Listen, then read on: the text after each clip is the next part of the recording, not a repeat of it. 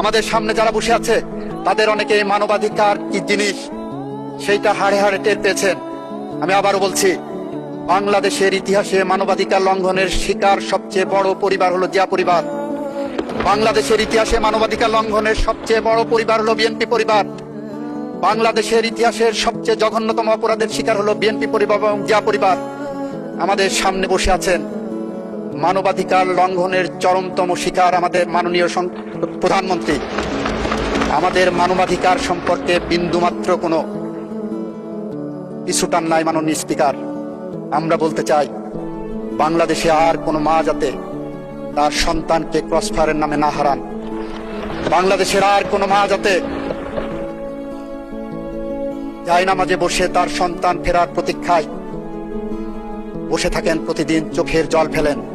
আমরা চাই না বাংলাদেশে আর কোনো মানুষ মিথ্যা গায়েবী মামলা না শিকার না হন।